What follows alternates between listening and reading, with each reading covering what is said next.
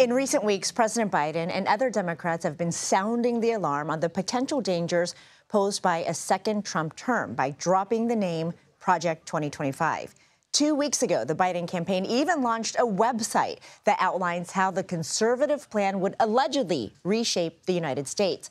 But former President Trump says he knows, quote, nothing about Project 2025, and he's accusing Democrats of having a field day in trying to hook him to the policies it encompasses.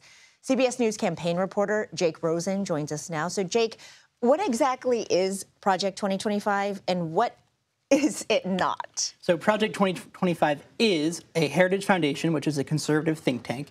It's their transition plan for the next conservative president, whoever that may be. Now, obviously, this was launched in 2023 before the primary cycle played out. So this could have hypothetically applied to a Ron DeSantis or a Vivek Ramaswamy or a Nikki Haley. Now, in terms of Donald Trump, which is why this is advantageous for Democrats, is that the plans laid out in this handbook, 900 pages, which is what the Democrats have kind of seized on, but it also calls on kind of a LinkedIn-style training session and recruitment for young conservatives in D.C. to come in and help kind of break up the bureaucracy, as they call it.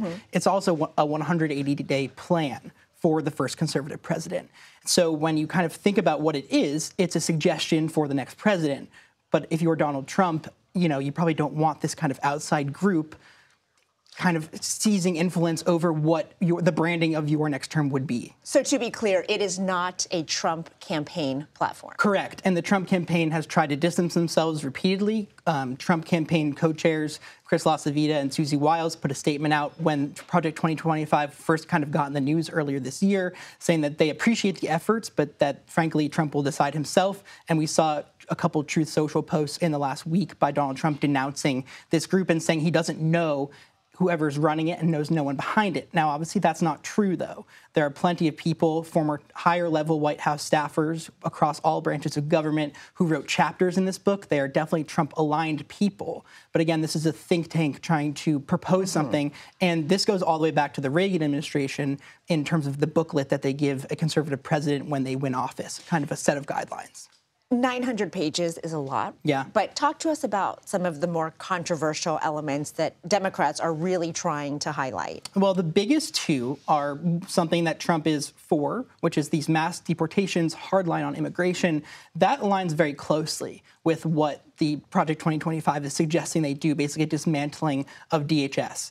It also calls for banning of mifepristone, the abortion pill drug, which Trump has said he does not support. And that's the kind of line that the Trump campaign is trying to draw. It also talks about banning trans people from the military, which is something that Trump did and Joe Biden undid. And it also calls for overhauling the tax system in America, which some conservatives would certainly be for. A conservative think tank obviously would suggest overhauling the tax system. But again, this is not the Trump official platform. This is just one conservative group. And the Trump campaign has tried to kind of forge this on their own terms by putting out an Agenda 47 on their website, which is Trump, in his own words, giving speeches to a camera about what he wants to do. And they've also outlined new changes in their Republican National Committee platform that came out earlier this week about what they want to do on things like abortion, the economy, immigration. So there is overlap, to be For sure, fair. there absolutely is. Yeah. Okay, and when Trump says he knows nothing about it, how true is that? Well, I don't believe that Trump has any actual influence over, how the day-to-day operations go in the Heritage Foundation.